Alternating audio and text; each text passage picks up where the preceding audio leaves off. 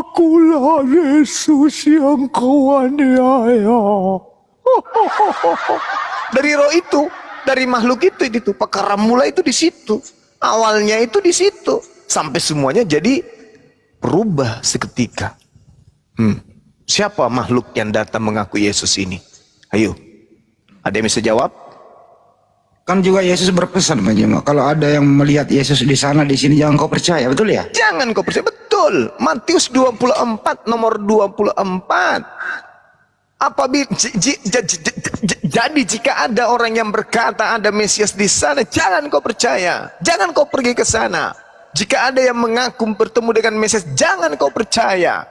Camkanlah, sebab Mesias palsu dan nabi-nabi palsu akan datang menyesatkan banyak orang dengan menggunakan mukjizat, sehingga orang pilihan pun bisa disesatkan olehnya.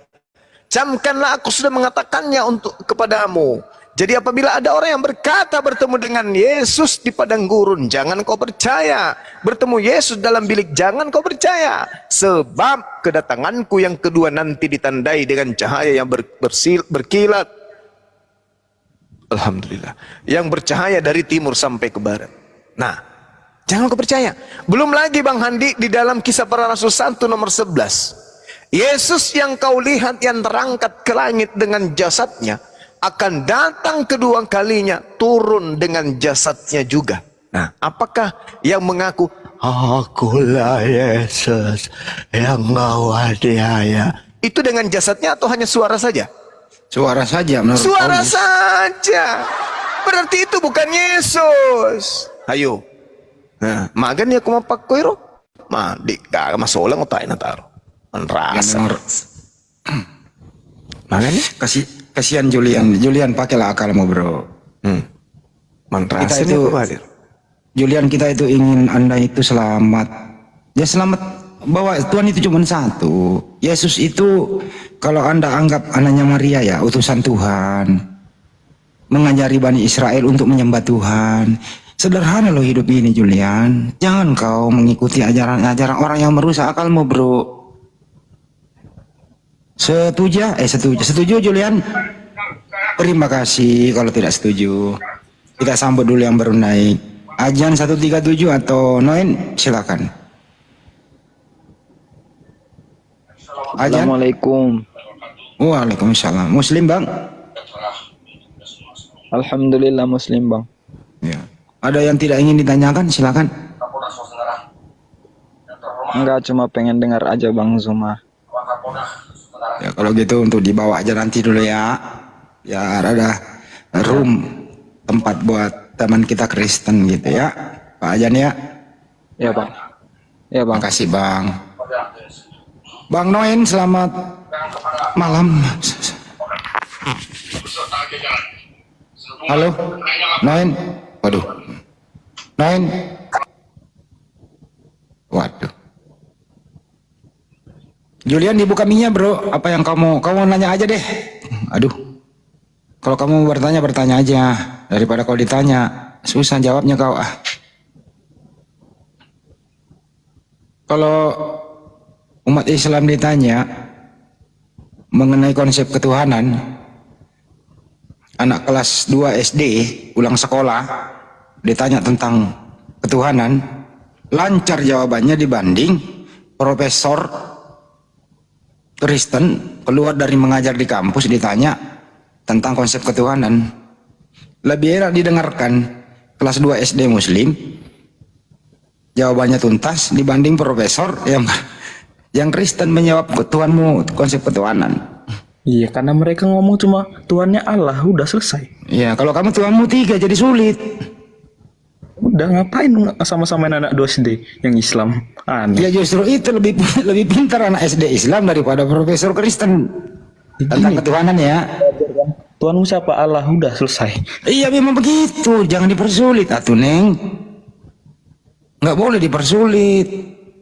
Kau itu sebenarnya akalmu baik, cuma didoktrin supaya apa? Jangan dipakai akalnya. Supaya kalau akal mudah dimatikan, kau mudah disetir untuk bayar perpuluhan dengan janji-janji semu. Yesus mati di tiang salib menebus dosa kita, dijamin masuk surga. Tepuk tangan untuk Tuhan. Kan begitu di gereja. Gerejaku Katolik. No Katolik. Yes. Gua ada yang Katolik itu kan kalau berdoa ke lewat Bunda Maria dulu ya. enggak. Bunda Maria sebagai apa? Ya kami hormati Sebagai apa? Ibu Yesus. Ibu Tuhan. Ibu Yesus. Iya, Ibu Tuhan kan, Yesus Tuhanmu. Iya, Bunda Allah. Oh iya. Oh iya. Oh jadi Tuhanmu punya bunda ya? Kalau Bunda Maria, Bunda Maria itu Tuhannya siapa ya Julian? Bunda Maria Tuhannya siapa Julian? Kiasan. Enggak, Bunda Maria itu Tuhannya nama siapa?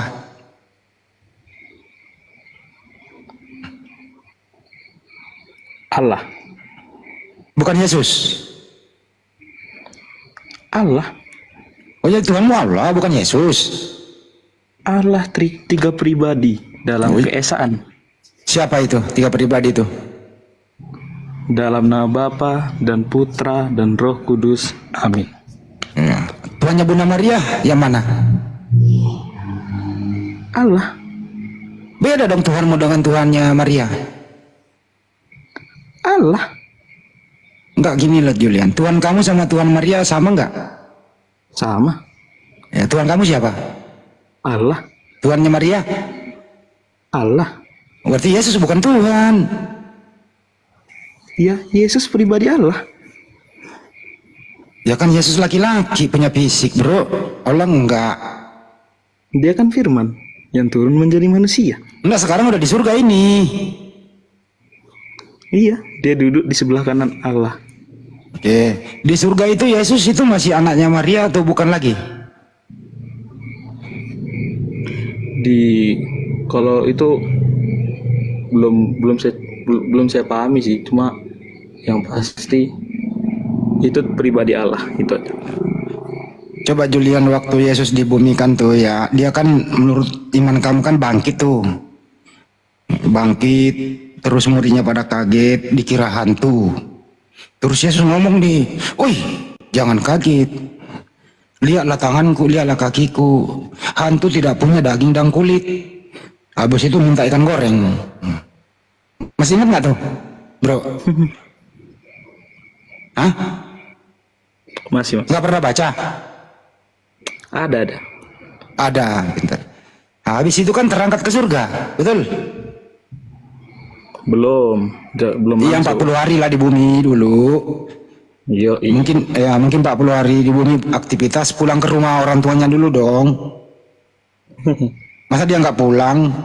Kan ibunya juga kangen anaknya pernah mati. Kan begitu kisahnya di Bibelmu. Ya tentu juga ibunya senang banget. "Oh, anak gue pernah mati hidup kembali. Anakku mana? Pulanglah kau nak." Kan gitu. Masa dia berkelana 40 hari nggak pulang-pulang? Julian.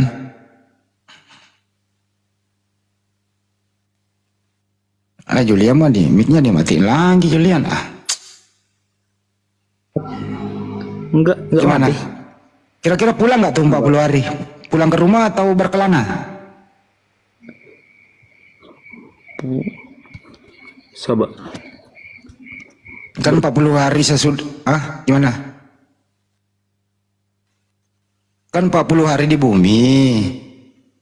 Nah, apa dia pulang ke rumah atau dia nginep di rumah temennya gitu loh?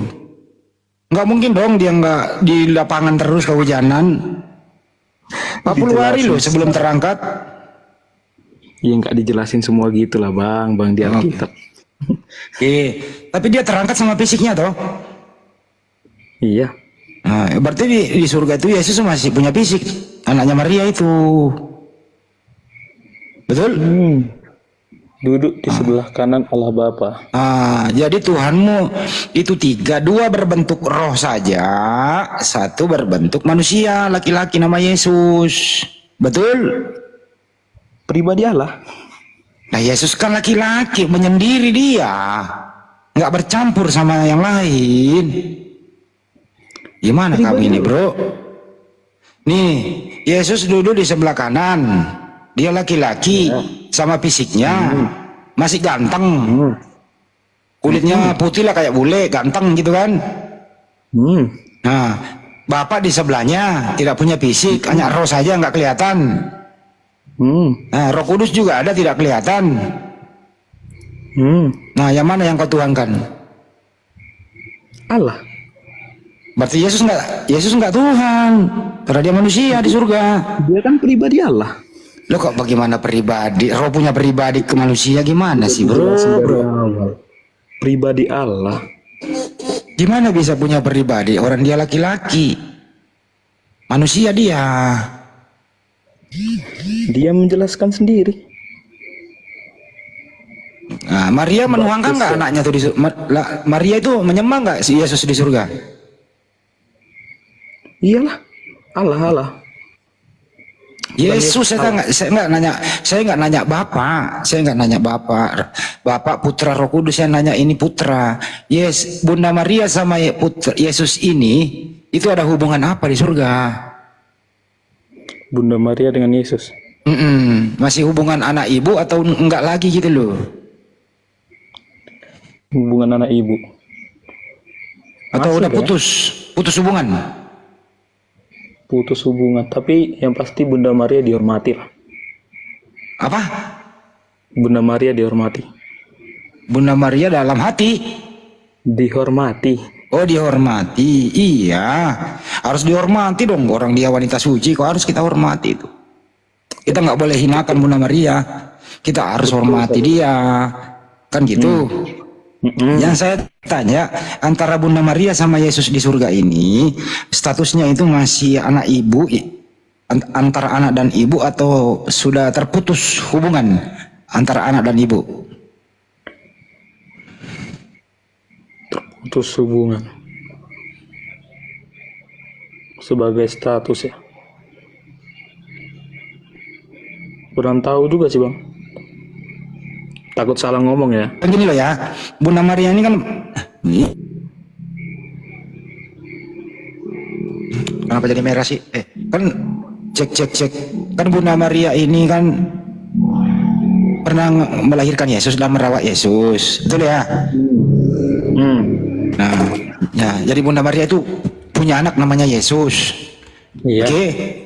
Oke. Nah, sekarang udah naik ke surga. Kan duluan Yesus naik ke surga daripada Maria, betul? Yoi. Nah, menurut kamu yang mencabut nyawa Maria, yang mengendaki Maria mati siapa? Allah. Bukan Yesus. Bukan. Allah. Kan Yesus sudah diberi kuasa dari Bapaknya. Kepada aku telah diberi kuasa. Allah. Yesus perantara. Oh, jadi Yesus yang mencabut nyawa ibunya? Enggak. Tidak ada pencabut nyawa dalam Kristus. Ya. Nah, terus yang mengendaki Bunda Maria mati siapa? Allah. Bukan Yesus. Allah dalam 3 pribadi. Oh, jadi termasuk Yesus juga.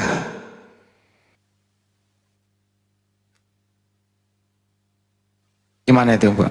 Mikir bro, mikir. Saya ini cuman main logika, kau berpikirlah. Gitu. Kau tetap Katolik, yang penting akalmu dipakai deh, itu aja sih bro. Jangan mempersulit akalmu. Kamu kan masih muda nih, Julian. Kamu masih ada kesempatan lah. Enggak, mungkin karena pikiran saya belum nyampe situ ya. Tapi ngapa masih berdiri nyampe sekarang Kristen itu? Heran saya. Artinya di surga itu antara Maria sama Yesus itu tetap masih antara anak dan ibu dan anak, nggak bisa dipisahin bro.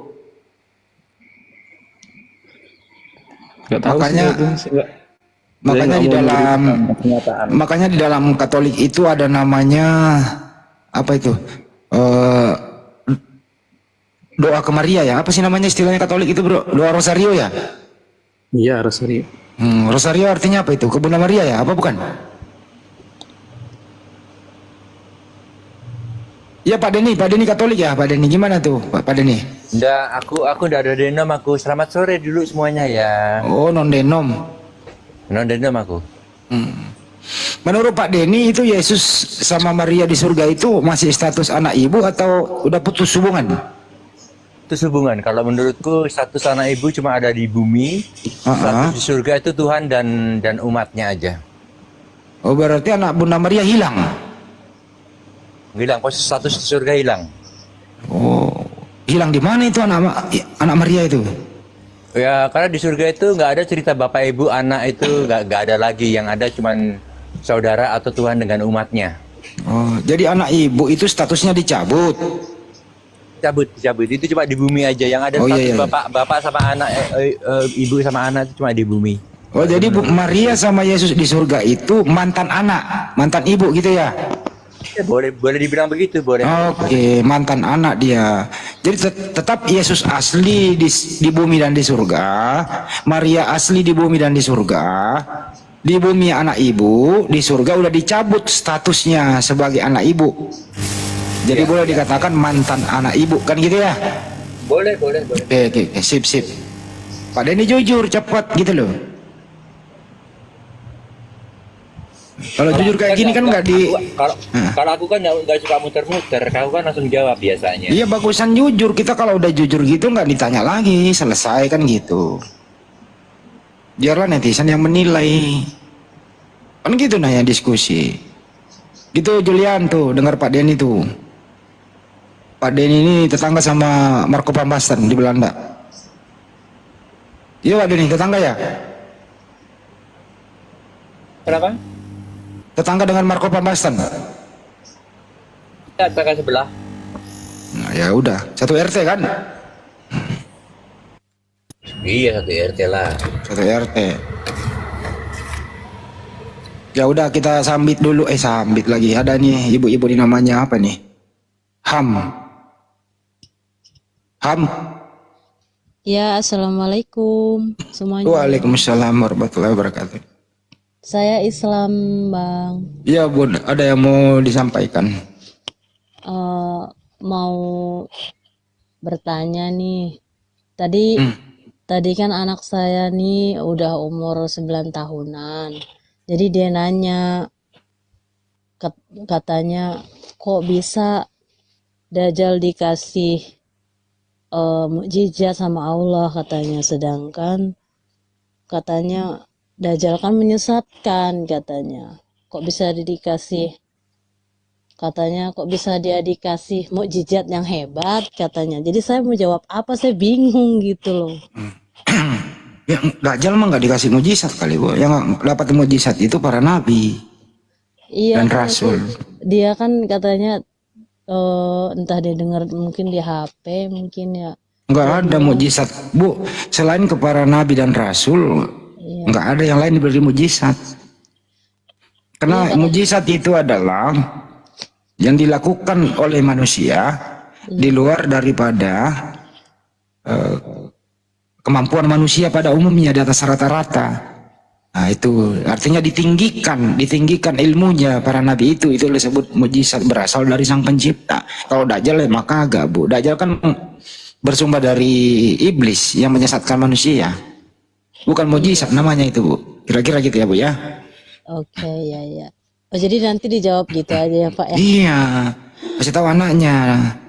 Iya. Mujizat itu hanya kepada para nabi rasul, bukan kepada Dajjal. Dajjal itu sumpahnya dari iblis, ngajarin orang masuk toilet, masuk neraka gitu. Iya, oke, terima kasih Bang. Sami-sami Bu. Oke, kita nyimak di bawah ya Bang ya. Makasih, assalamualaikum semuanya. Wah.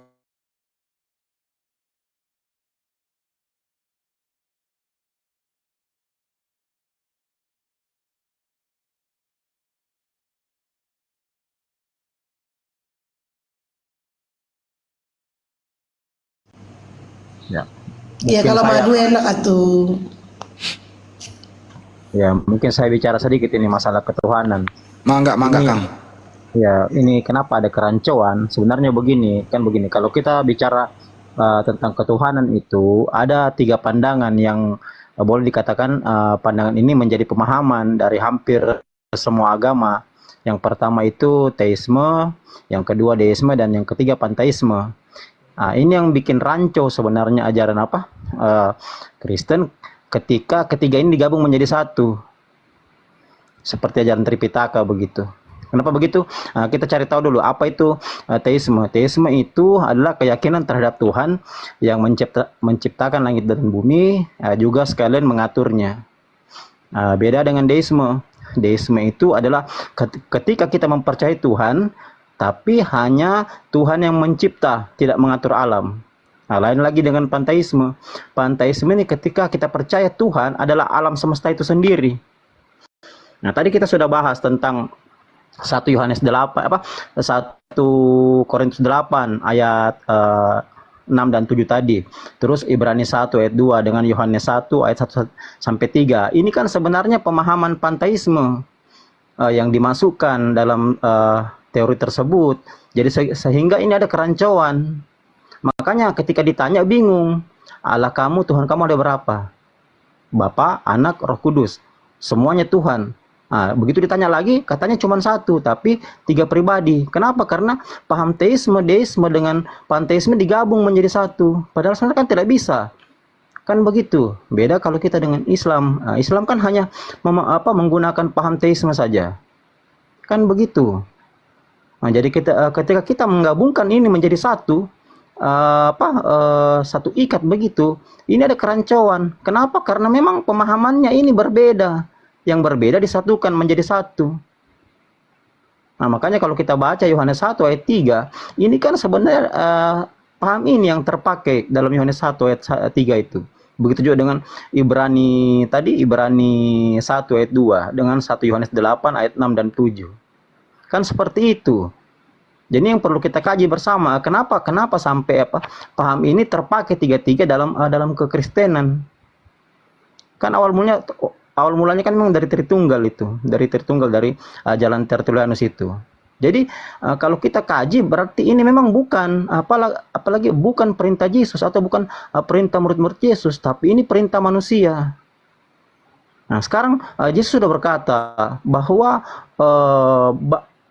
kalau kita menggunakan paham manusia, itu berarti bukan mencari kerajaan surga. Karena dia sudah berkata kepada bangsa Yahudi, bangsa ini memuliakan aku dan bibirnya, tetapi hatinya jauh daripadaku. Percuma mereka beribadah kepadaku, sedangkan ajaran yang mereka ajarkan adalah perintah manusia. Berarti Yesus katakan percuma kita beribadah dan meyakini dia, kalau ajaran yang kita ajarkan adalah perintah manusia. Sementara mulai dari Tritunggal dan dari ketiga paham ketuhanan ini, itu dipakai semua oleh kekristenan. Sementara paham-paham ini adalah paham-paham ciptaan manusia, gitu loh. Nah, kalau kita pelajari awal dari Tritunggal, ini kan sebenarnya tidak diajarkan oleh Yesus. Tidak diajarkan juga oleh Paulus.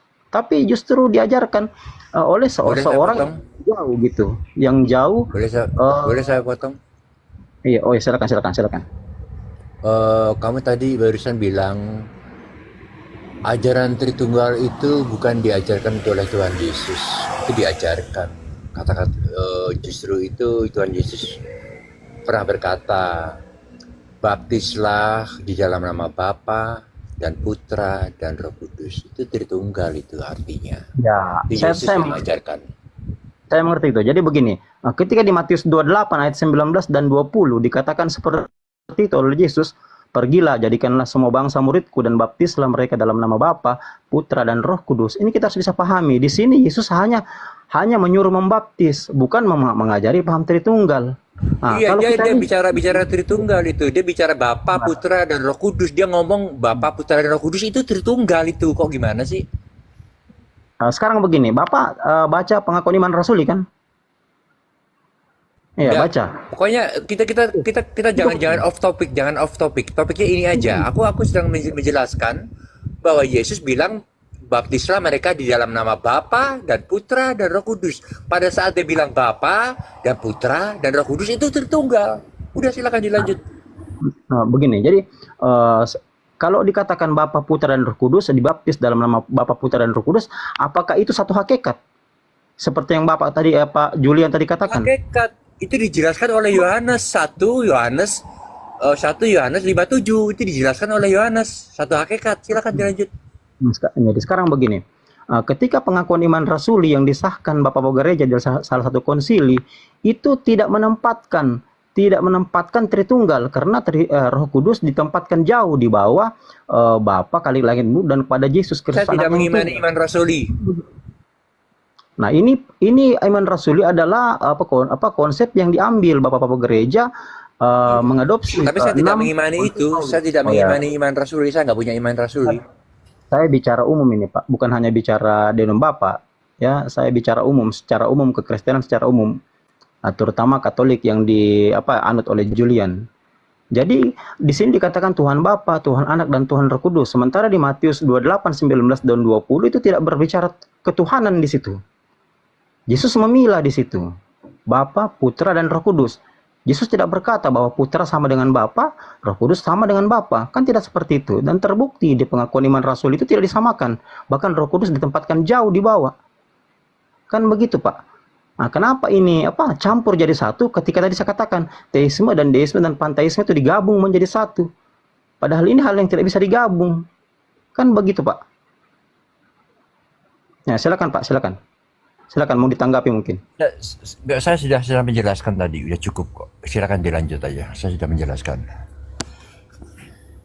Jadi kalau kita berdasarkan hanya Matius 28:19 itu bahwa dikatakan Tritunggal, di mana letaknya Tritunggal di situ? Karena Tritunggal itu mengajarkan Tuhan Bapa, Tuhan Anak dan Tuhan Roh Kudus.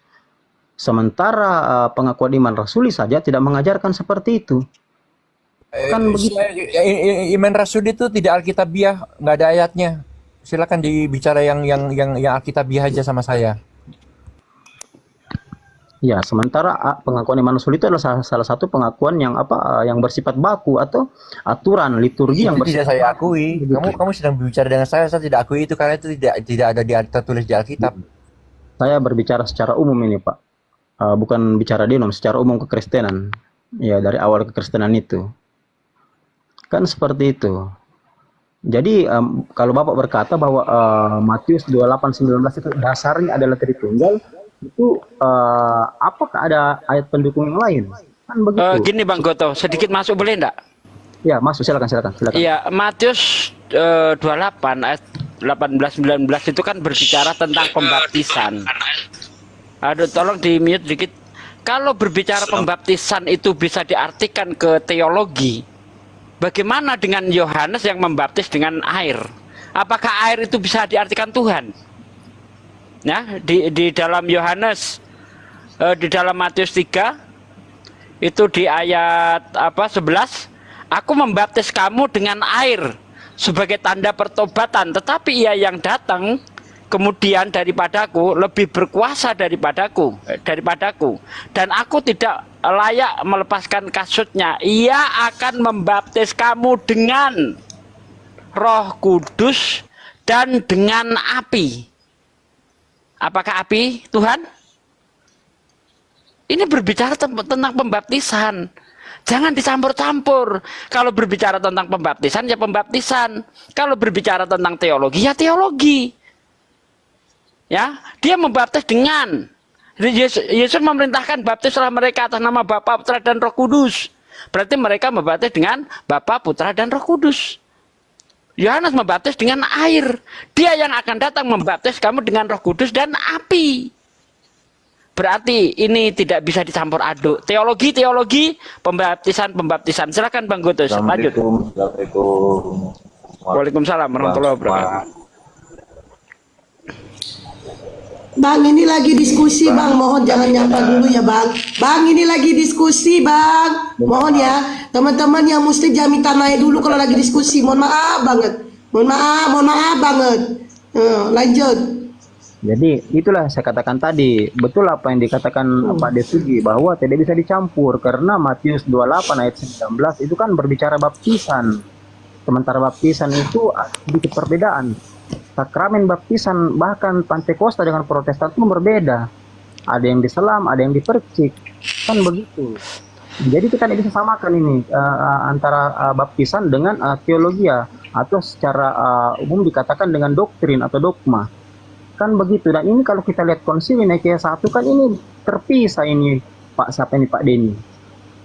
Antara baptisan dengan pengakuan iman, dengan liturgi yang lain, kan itu tidak bercampur Pak Denny. Ini yang saya katakan tadi. Tapi Pak Denny mencampurkan semua, kan begitu. Ya, makanya saya katakan Jelas saya sudah menjelaskan pada saat Yesus bilang dan nama Bapa dan Putra dan Roh Kudus, dia itulah Tritunggal itu. Udah silakan dilanjut. Ya, maksud saya itu baptisan, bukan Tritunggal. Kan Tritunggal, paham Tritunggal kan kalau kita Sudah bilang satu kali lagi, Yesus menyebut atas nama Bapa dan Putra dan Roh Kudus. Pada saat dia menyebut nama Bapa 1, Putra 2, Roh Kudus 3, itu Tritunggal. Silakan dilanjut. Mengerti di mana letak Tritunggal di situ. Sedangkan Yesus tidak menyamakan Bapa dengan Roh Kudus. Yesus tidak menyamakan Bapa dengan dirinya. Kan bukan Tritunggal. Sementara kalau ada Tritunggal itu Tuhan Bapa, Tuhan Anak, Tuhan Roh Kudus. 1, 3 sampai hakikat menjadi 1, atau 1, 3 atau 3 menjadi 1, kan begitu. Nah, silakan dilanjut Bunda, mungkin mau bicara. Silakan. Satu hal lagi yang perlu diperhatikan oleh kawan-kawan Kristen, kalau memang Roh Kudus ini adalah salah satu dari unsur Trinitas, ya, kenapa para murid ketika ditanya oleh Paulus, kalau kita lihat di dalam Kisah Para Rasul 19 ayat 2, sudahkah kamu menerima Roh Kudus ketika kamu menjadi percaya? Para murid menjawab, belum. Bahkan kami tidak pernah dengar ada Roh Kudus. Ini para murid ini, murid siapa ini? Mau dia murid Yohanes kek, ataupun murid Yesus kek. Seandainya itu murid Yohanes, berarti ketuhanan Yohanes, konsep ketuhanan yang diajarkan Yohanes tidak Trinitas. Kalau itu yang diajarkan muridnya Yesus, berarti Yesus tidak pernah mengajarkan Trinitas. Bagaimana mungkin sosok yang paling penting, yang begitu penting di dalam Trinitas, tetapi orang yang sudah percaya ketika ditanya, saya nggak kenal Roh Kudus, bahkan dengar saja tidak. Contoh nih, Bang Goto ini seorang mu'alaf. Lalu saya tanya kepada Bang Goto misalnya kan, Bang Goto, Anda sudah kenal Allah? Belum, bahkan kami tidak pernah dengar Allah. Padahal sudah mu'alaf. Aneh enggak Bang Goto? Betul Pak. Nah, ini katanya ketuhanan Kristen itu Trinitas. Tetapi orang yang sudah jadi Kristen percaya, ditanya sama Paulus, sudahkah kamu terima Roh Kudus ketika kamu menjadi percaya? Para murid menjawab, belum. Bahkan kami tidak pernah dengar ada Roh Kudus. Aneh kan? Katanya dia Tuhan, Roh Kudus itu Tuhan. Tapi orang yang percaya nggak kenal dengan Roh Kudus, nggak kenal Tuhannya. Aneh. Berarti Trinitas tidak pernah diajarkan. Karena menurut Yesus sendiri, kalau kita lihat di dalam Yohanes 17 ayat 3, inilah hidup yang kekal itu, yaitu mereka percaya bahwa engkaulah satu-satunya. Satu-satunya artinya apa? Tunggal. Engkaulah satu-satunya Allah yang benar dan mengenal aku, Yesus Kristus yang diutus. Pak Denny di sini satu-satunya orang Kristen dari Belanda. Artinya dia tunggal di sini. Tapi kalau tidak dikatakan satu-satunya, bolehlah itu diartikan itu jamak. Tapi kalau sudah satu-satunya itu tunggal, tidak bisa dibilang jamak. Ya, bukan atas Bapa, Putra dan Roh Kudus. Enggak, tunggal dia. Silakan, apa yang mau dikomentari? Ya ada sih, cuma aku lupa. Harusnya aku tulis tadi. Ada beberapa, ada 3-4 kali gak salah. Kalau masalah ke Bapa satu-satunya itu betul, dia satu-satunya. Tapi jangan lupa ya, walaupun kita menyebut Bapa dan Yesus itu satu. Bapa dan Yesus itu satu. Kalau kita menyebut Bapa dan Yesus itu tetap satu. Bagi orang Kristen itu satu, bukan dua. Kalau kalian menganggap itu dua, itu urusan kalian, tidak jadi masalah. Tapi yang jelas kalau saya menyebut Bapa adalah satu-satunya, terus saya bisa menggabungkan Yesus ke dalam Bapa itu sendiri dan Roh Kudus ke dalam Bapa, karena ada rumusnya. 3 adalah satu. Walaupun kamu bilang Bapa sendiri, Yesus sendiri, Roh Kudus sendiri, bagi kami itu Bapa, Putra dan Roh Kudus itu satu. Bukannya 2, bukannya 3. Itu yang membedakan antara kita itu. Silakan dilanjut. Oke. Yesus berkata di dalam Yohanes 16 ayat 25. Semuanya itu aku katakan kepadamu dalam perumpamaan. Tetapi ada saatnya nanti aku akan berkata terus terang kepadamu bercerita tentang Bapa. Ya, memberitakan tentang Bapa.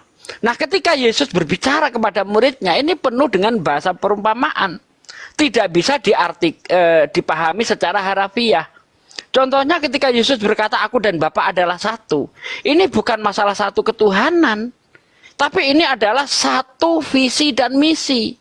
Makanya kalau kita lihat di dalam Yohanes 10 ayat 30, ketika Yesus berkata, aku dan Bapa adalah satu. Ya, sebenarnya yang ditunggu-tunggu jawaban Yesus itu bukan masalah aku Tuhan, bukan. Baca dari ayat 22. Ya, ketika Yesus itu berjalan-jalan di Serambi Salomo, lalu orang-orang Yahudi itu berkata, berapa lama lagi aku harus menunggu? Katakan terus terang. Ya, apakah kamu ini Mesias? Untuk apa aku mengatakan kepadamu? Setidaknya kamu percayalah akan pekerjaan-pekerjaan yang aku lakukan.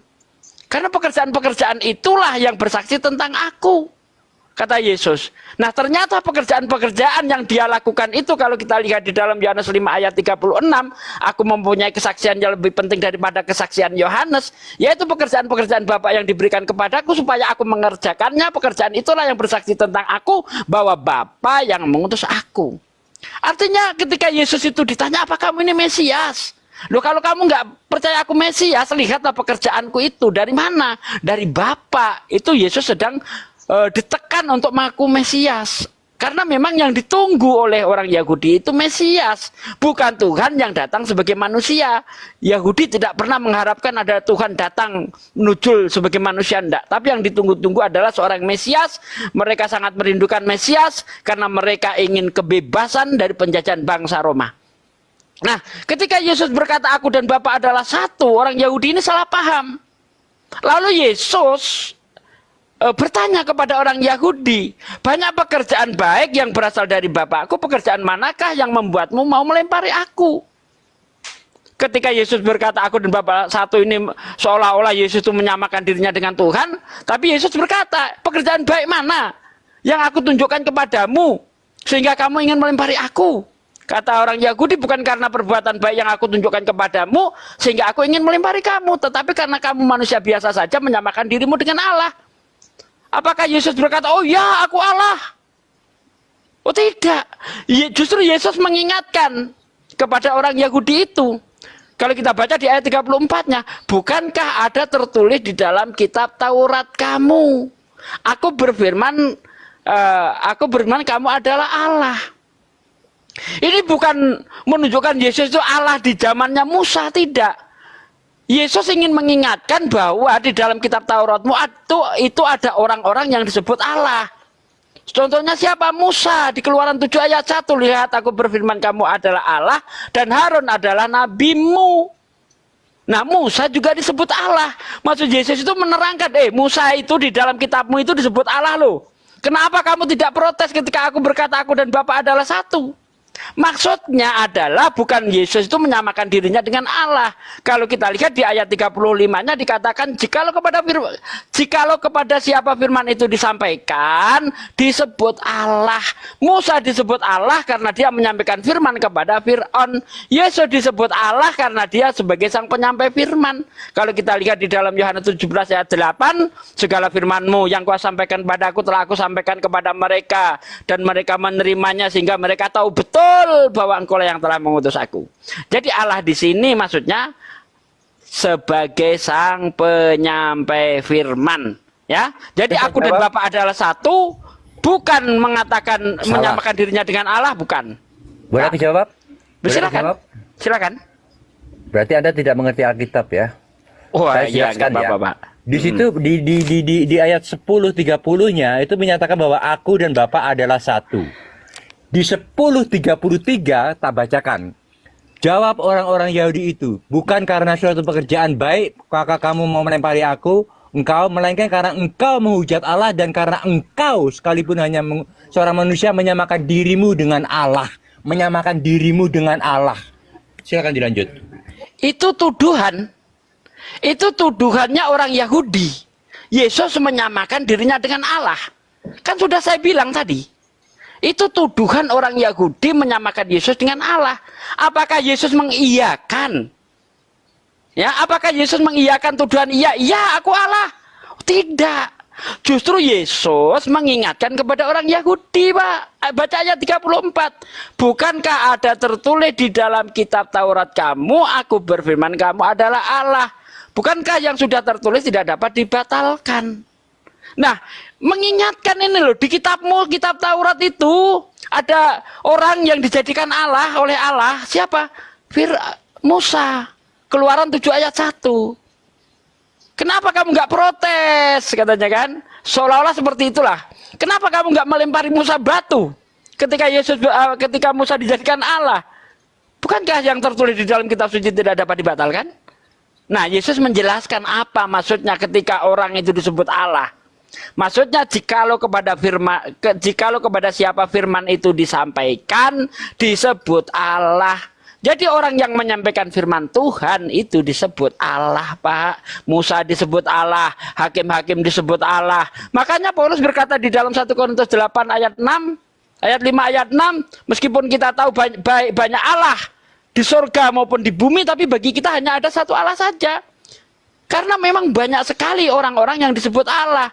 Di Mazmur 82 ayat 6, ya, lihat aku menjadikan kamu sebagai Allah. Keluaran 7 ayat 1, lihat aku berfirman kamu adalah Allah. Dikonfirmasi oleh Paulus di dalam 1 Korintus 8 ayat 6 itu. Jadi bukan cuma Yesus yang disebut Allah, itu yang dimaksud Yesus, Pak. Lanjut. Tapi di ayat 10:33 itu konteksnya itu yang dimaksud dengan kata Allah itu dengan Tuhan itu sendiri ya, bukan Allah sembarangan. Dia menghujat, dia dianggap menghujat Allah, makanya dia menyamakan diri dengan Allah. Allah yang dimaksud oleh orang Yahudi itu bukan Allah manusia, tetapi Allah Elohim. Itu Allah Sang Maha Pencipta, Sang Maha Kuasa, itu yang dimaksud oleh mereka. Itu 10:30 itu begitu ceritanya. Silakan dilanjut. Iya, terserah itu mau dia karena memang Yahudi itu sebenarnya hanya ingin cari gara-gara saja. Ya, ingin cari gara-gara saja bagaimana supaya bisa membunuh Yesus. Tetapi apakah Yesus itu membenarkan tuduhan itu? Itu yang jadi masalah. Ternyata Yesus tidak membenarkan tuduhan itu. Justru Yesus mengingatkan kepada orang Yahudi di dalam kitab Tauratmu itu Musa juga disebut Allah. Apa maksudnya ketika Musa itu disebut Allah? Ya kan? Di ayat 35, kepada siapa firman itu disampaikan, dia itu disebut Allah. Yesus itu Allah bukan sebagai sang pencipta yang dimaksud Yesus, tetapi dia adalah sang penyampai firman. Kalau tuduhannya Yahudi ya terserah dia mau menuduh apapun. Apakah setiap tuduhan itu pasti benar? Kan tidak. Ya, itu hanya tuduhan saja. Karena orang Yahudi itu sangat benci dengan Yesus. Apalagi kalau kita lihat di dalam Yohanes 11 itu bagaimana orang Yahudi dan Imam Kayafas itu ingin membunuh Yesus karena Yesus mampu melakukan mukjizat-mukjizat. Ya, sehingga banyak orang yang percaya mengikuti Yesus. Nah, disinilah yang menimbulkan kekhawatiran bagi Imam Kayafas itu. Lebih baik satu orang mati demi bangsa kita daripada seluruh bangsa kita itu binasa. Karena akan direbut oleh Roma. Baca di dalam Yohanes 11 itu. Jadi mereka itu hanya cari gara-gara bagaimana supaya bisa membunuh Yesus. Intinya di situ. Pokoknya yang jelas walaupun kamu ngomongnya lewat kiri lewat kanan nggak jadi masalah, yang jelas yang tertulis di 10:30 itu adalah tuduhan ke orang Yahudi kepada Yesus karena Yesus bilang dia Bapa dan aku adalah satu. Itu tuduhan mereka adalah yang jelas-jelas tertulis dia telah menyamakan dirinya dengan yang maha tinggi, yaitu Allah yang maha kuasa dan Allah maha pencipta, bukan Allah sembarangan. Silakan dilanjut. Terima kasih Anda sudah sepakat dengan saya bahwa itu tuduhan. Tuduhan tidak bisa dijadikan tolak ukur kebenaran. Misalnya saya menuduh Pak Denny ini maling. Belum tentu Pak Denny itu maling. Namanya juga tuduhan. Tetapi apakah tuduhan itu diiyakan oleh Yesus? Itu yang jadi masalah. Ternyata Yesus tidak mengiyakan. Justru Yesus tidak menyanggah juga. Menyanggah, Pak, mengingatkan. Coba tolong kasih ayatnya bahwa Yesus menyanggah itu. Yesus mengingatkan Di dalam Yohanes Enggak menyanggahnya kok. Kamu tadi bilang Yesus menyanggah. Lah, Coba tolong kalau pakai ayat dia kata aku. kalau dia menyamakan dirinya dengan Musa, ya, apakah itu Musa, artinya Yesus? orang Yahudi itu menganggap dia itu menyamakan dirinya dengan Tuhan Maha Pencipta, ya. Bukan dengan Musa. Apakah Bukan, Yesus bukan. mengiyakan, Pak? Tapi dia tidak menolak. Tapi dia tidak menolak. Aduh. Dia tidak menyanggah. Coba Anda lihat konteksnya nih. Untuk apa Yesus mengutip kitab Taurat kalau tidak ingin mengingatkan, Pak? Kalau tidak ingin menyamakan dirinya dengan Musa. Itu cerita beda. Loh? Itu cerita beda. Jadi Nggak ada sekarang hubungannya dengan saya yang kita bicarakan ini. Oke, saya minta Bapak dan aku kepada satu itu Anda. tidak ada hubungannya. Tidak ada hubungannya. Oke, itu. saya minta kepada Anda di mana di dalam kitab Taurat ada orang dijadikan Allah. Karena Yesus mengutip kitab Taurat. Bukankah ada tertulis di dalam kitab? Topik yang kita bicarakan tidak ada hubungannya, Pak Sugi. Kenapa tidak ada hubungannya di ayat 34? Baca baik-baik. Ketika Yesus dituduh menyamakan dirinya dengan Allah. Aduh. Kok nggak ada hubungannya gimana sih? Kejedot aku. Nggak ada hubungannya. Aduh, kok bisa beda? Coba Yang Anda satu menceritakan perhatikan. Allah sebagai manusia, yang satu menceritakan Allah yang maha tinggi. Beda. Nggak bisa dicampur adukan. Tapi Yesus mengutip ayat itu, Pak. Iya, tapi di dalam cerita yang berbeda, waktu yang berbeda, cerita yang berbeda. Berbedanya Waktu di yang berbeda, mana? cerita yang berbeda, nggak ada hubungannya. Sus, Pak. Bentar, di ayat 33, orang Yahudi berkata, ya bukan karena perbuatan baik yang kamu tunjukkan kepadaku, sehingga aku ingin melempari kamu, tetapi karena kamu manusia biasa saja menyamakan dirimu dengan Allah. Ayat 34-nya. Yang maha tinggi, bukan Musa. Terserah, itu tuduhan, tapi Yesus menyamakan dirinya dengan Musa. Enggak, itu beda cerita lagi. Lu beda. Bentar, jangan disangka dulu, jangan. Mana Yesus menyamakan diri dengan Musa? Oke. Yesus berkata di dalam Yohanes 34, bukankah ada tertulis di dalam kitab Taurat kamu? Aku berfirman kamu adalah Allah. Apa maksudnya Yesus mengutip kitab Taurat ini? Apa maksudnya menurut Anda? Karena manusia itu juga disebut Allah oleh Tuhan, tetapi bukan Allah yang maha kuasa. Sedangkan yang Yohanes 10:30 itu kita berbicara tentang Allah yang maha kuasa. Bedakan. Taruhlah tuduhan orang Yahudi itu Yesus Allah yang maha kuasa. Tetapi Yesus tidak.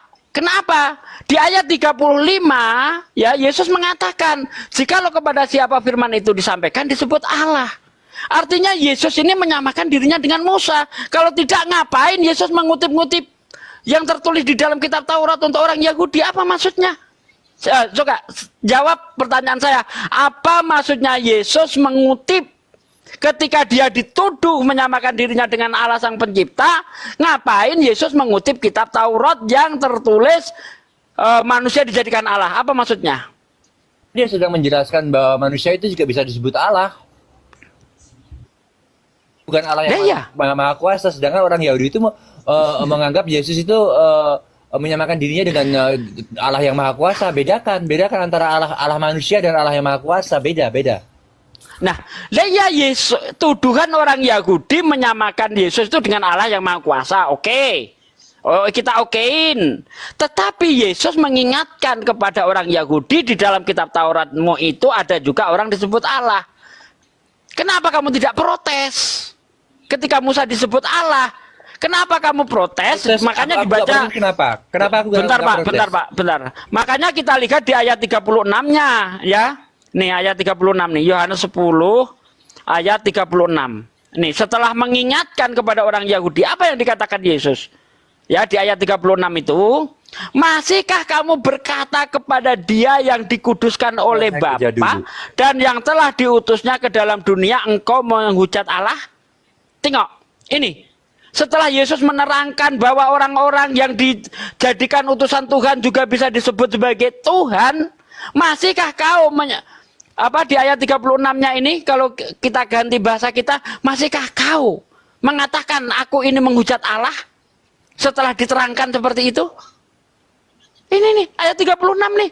Masihkah kamu berkata kepada dia ini maksudnya Yesus, yang dikuduskan oleh Bapa dan yang telah diutusnya ke dalam dunia, engkau menghujat Allah? Karena aku telah berkata aku anak Allah.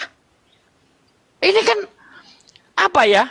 Ini kamu ku ingatkan nih, ku beri pengertian ini bahwa orang-orang yang diutus Allah itu adalah sama dengan Allah. Masihkah kamu mengatakan saya menghujat Allah ketika saya berkata aku dan Bapa adalah satu? Kan begitu. Coba Anda baca baik-baik itu. Coba diperhatikan ayat 36. Dibaca ayat 37 sama 38-nya juga. Ya, ayat 37. Jikalau aku tidak melakukan pekerjaan-pekerjaan Bapakku, janganlah percaya kepadaku.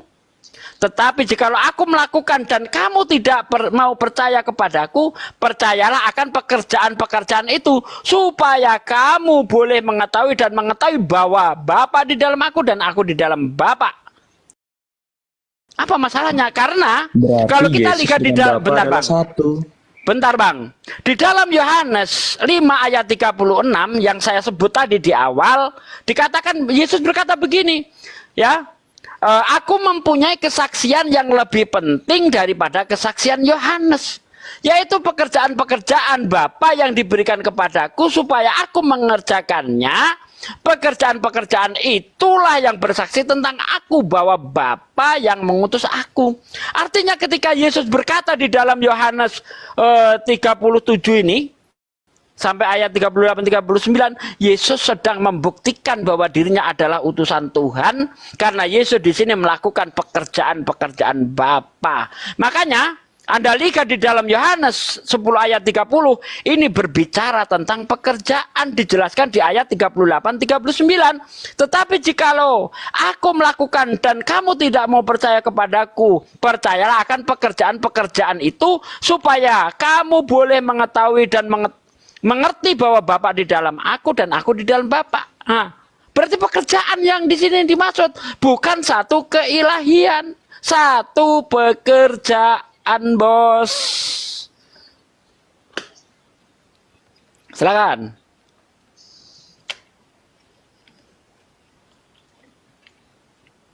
Bang Goto mau nambah, silakan Bang Goto.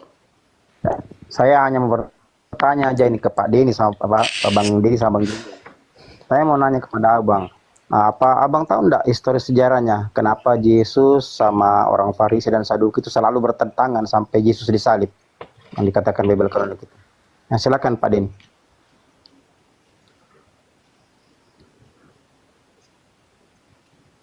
Silakan Bung Julian dijawab. Apakah Bang Julian atau Pak Denny tahu sejarahnya?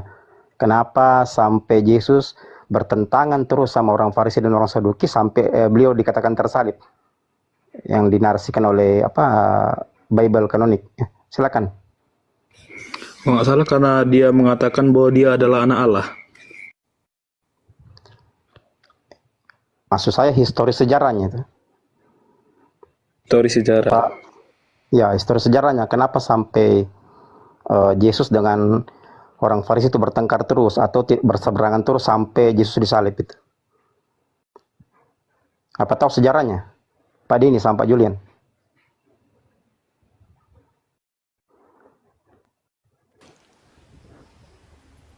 Ya, kalau nggak tahu nanti sebentar. Lanjut dulu Pak Sugin, Pak Desugin saya jelaskan. Tampaknya Pak Denny sama Pak Julian tidak mengerti. Ya, mungkin tidak tahu. Biar saya jawab. Kalau nggak ngerti biar saya jawab. Di dalam Yohanes 11 ayat 45, inilah penyebab Yesus itu mau dibunuh.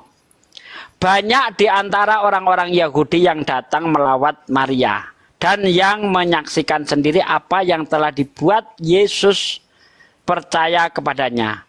Tetapi ada yang pergi kepada orang-orang Farisi dan menceritakan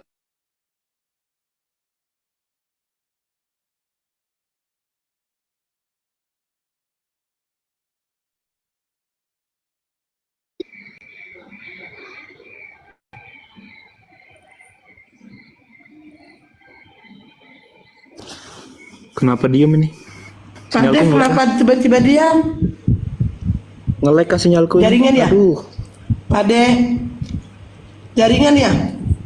Oh, jaringan. Pak De ini jaringan. Waduh. Jaringan kan, bener kan? Gagal sudah ini. Aduh. Oke. Jadi saya lanjut Gak usah aja. banyak gaya kok Julian. Maaf, Ya, Bu. Bunda. Iya. Saya lanjut aja Bunda blokir mungkin. Jadi begini. Nah, sebelum sambil nunggu Pak D, saya jelaskan dulu sejarahnya ya. Kenapa sampai Yesus itu bertentangan dengan orang Farisi dan orang Saduki sampai beliau dikatakan tersalib. Jadi begini. Dalam buku Profesor Dr. Barbara Tering, beliau adalah seorang pengajar ahli teologi dari Sydney, itu menulis buku. Judul bukunya adalah Jesus and the Riddle of Dead Sea Scroll atau Naskah Laut Mati, Unlocking the Secret of His Life Story. Artinya Yesus dan teka-teki Laut Mati dan hubungan Yesus atau sejarah Yesus yang yang dikatakan menurut naskah Laut Mati. Jadi begini. Maryam menurut naskah Laut Mati itu adalah turunan Imamat Esseni atau kaum Esseni. Jadi Yesus semasa hidupnya itu didaulat menjadi pimpinan faksi Esseni.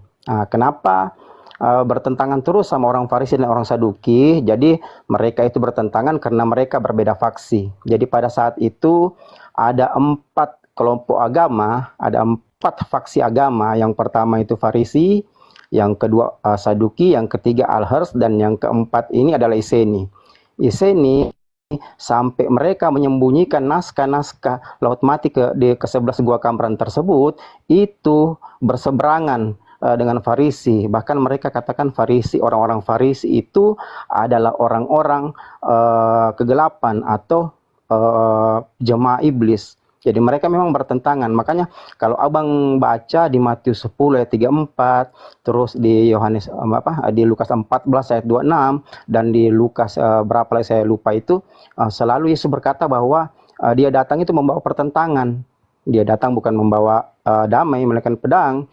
Ini yang dimaksud. Jadi antara faksi yang dipimpin Yesus dengan faksi Farisi dengan Saduki ini selalu bertentangan, tapi sama-sama memperjuangkan kemerdekaan Israel.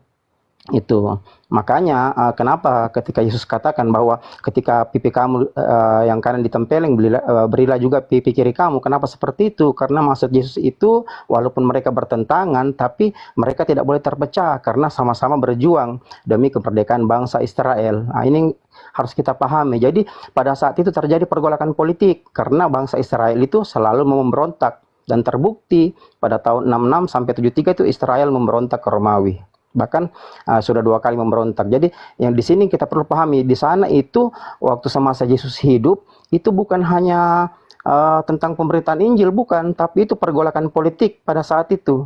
Makanya ketika Yesus mau disalib, dikatakan sama Pilatus, manakah yang ingin aku bebaskan kepada kamu, Barabas ini atau Yesus ini?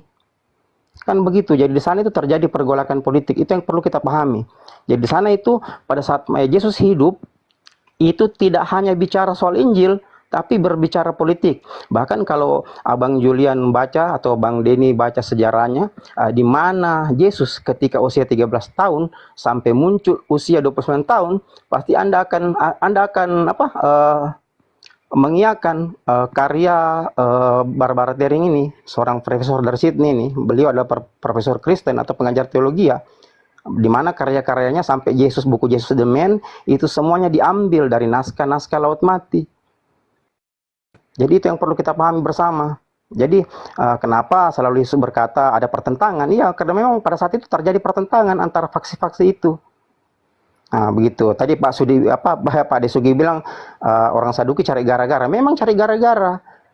Sepanjang hidup Yesus, orang Saduki dan orang Farisi selalu mencari gara-gara sama Yesus. Maka Yesus katakan bahwa mereka itu keturunan ular dan beludak. Ular beludak, begitu loh. Nah, itu yang perlu kita pahami. Nah, jadi di sini kuncinya bahwa Yesus itu turunan Imamat Esseni yang berseberangan atau berlawanan dengan faksi Farisi dan Saduki. Jadi di sana itu bukan hanya cerita Injil, tapi juga cerita tentang pergolakan politik, di mana banyak instrumen-instrumen politik. Karena pada saat itu bangsa Israel memang adalah bangsa yang tegar tengkuk atau bangsa yang sering memberontak itu. Sering memberontak kepada Romawi. Makanya kalau kita lihat dalam masa penyaliban itu, sebenarnya Pontius Pilatus itu tidak mau menyalibkan Yesus karena Pontius Pilatus takut.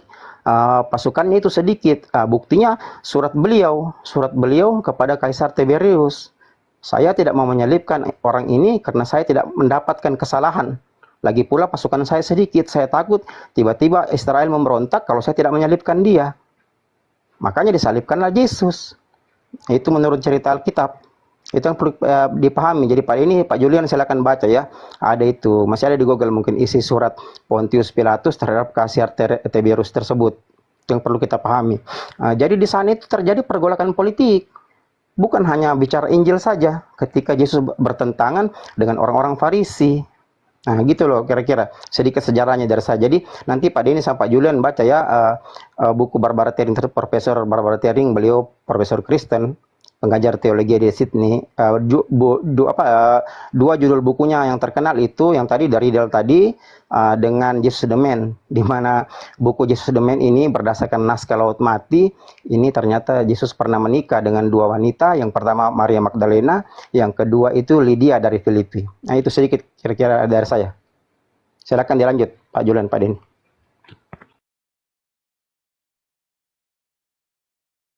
Tuh dengerin tuh Pak Denny, Bu Julian, bahwa Yesus pernah menikah 2 kali. Wah Yesus saja poligami.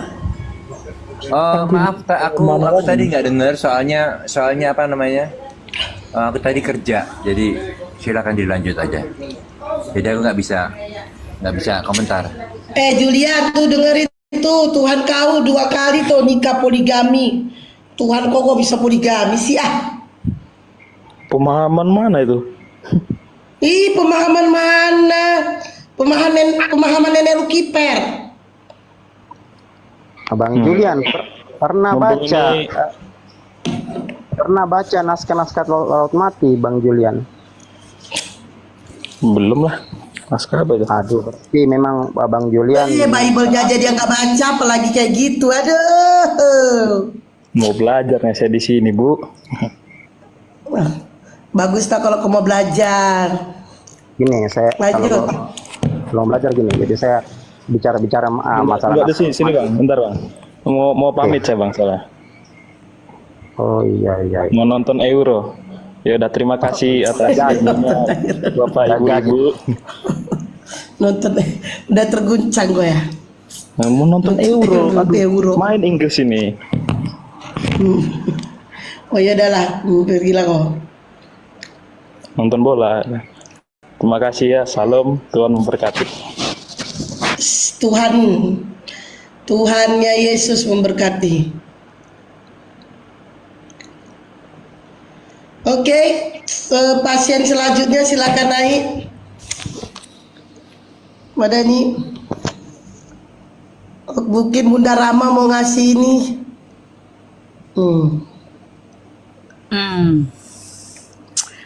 Saya rasa apa ya? Komplit lah penjelasan. Bentar dulu Bunda, saya ini mau ngapain dia? Ya Irwan, selamat malam, agama apa? Saya Islam, Mbak. Iya, apa yang mau disampaikan, Bang? Mau bertanya sedikit ke Bang Denny.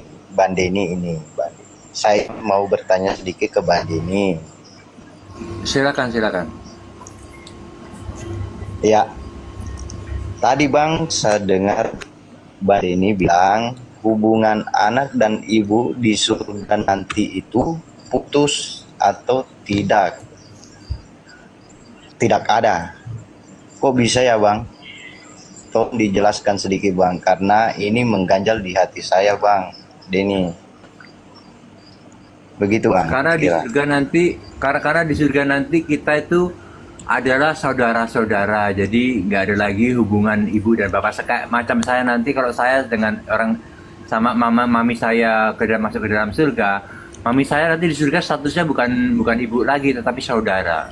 Karena di Alkitab itu kita saudara di dalam kekudusan di sana.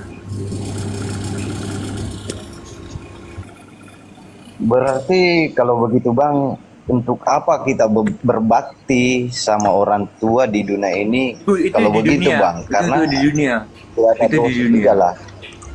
Ya. Di dunia, kita hidup di dunia.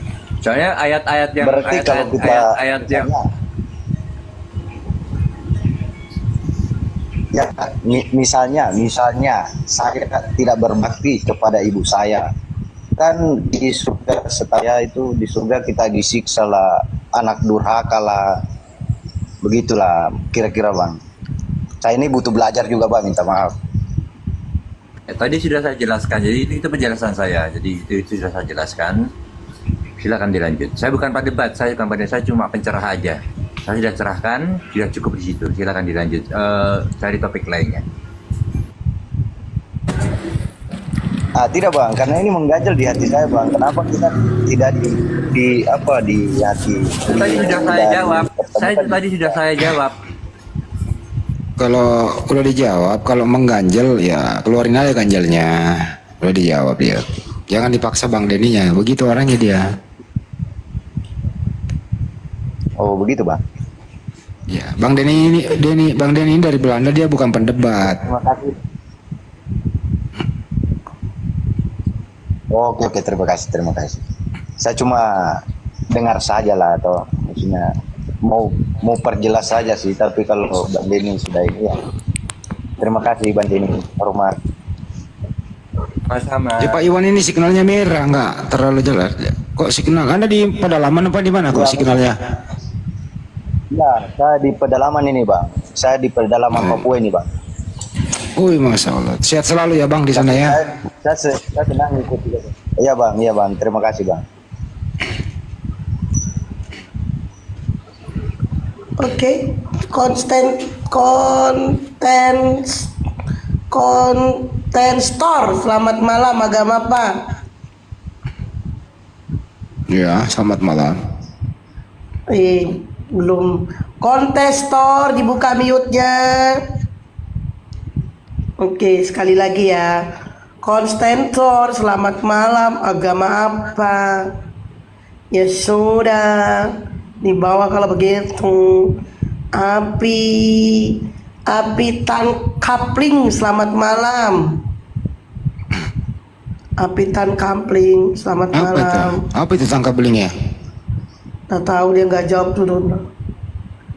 Tahan kampung keliling gitu kali ya.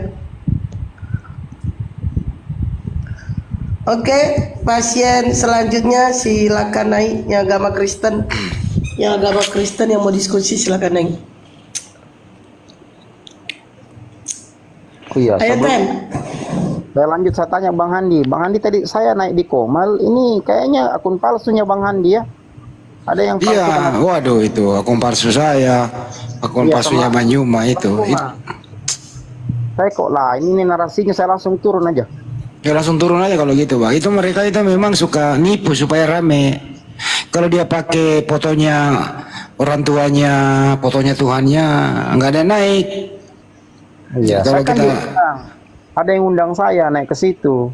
Oh, ini ada Bang Suma, ada Bang Handi, saya naik. Itu sampai kok lain ini anunya, saya turun. Kayaknya palsu, enggak sama. Gitu loh. ya Tuhan aja dipalsukan Bang, apalagi profile. Jadi himbau kepada teman-teman semua ya, kalau ada begitu jangan memberitahu kepada orang lain. Woi, ada akun palsunya Banyuma di sana. Itu sama dengan Anda itu mengiklakan dia supaya orang pergi ke sono gitu loh. Cukup Anda yang tahu aja, diamin udah.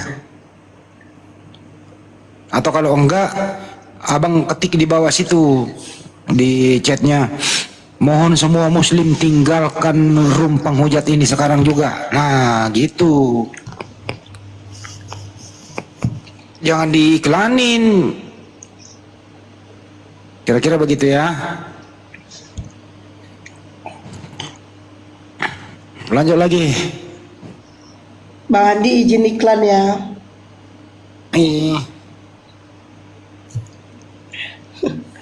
Oke, aku iklan dulu sebentar guys.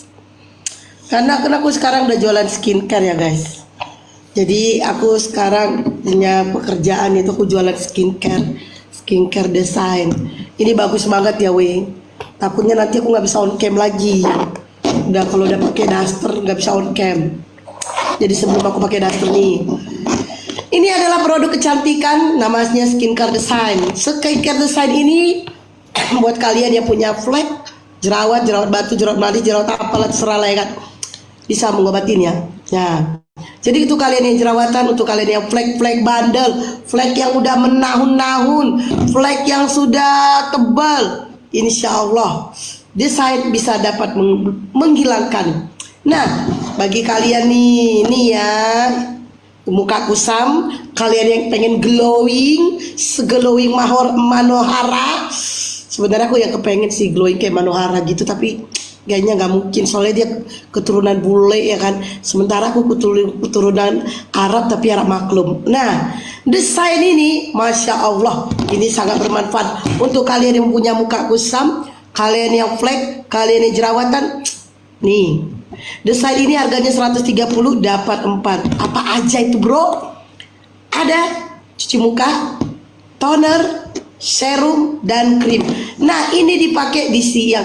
Krimnya cuma satu ya guys. Ini krimnya cuma satu nih, bagus nih krimnya, wangi. Krimnya ini satu, yaitu satu bisa dipakai siang, bisa dipakai malam. Nah, untuk pemakaian di siang hari, kalian cuci muka dulu.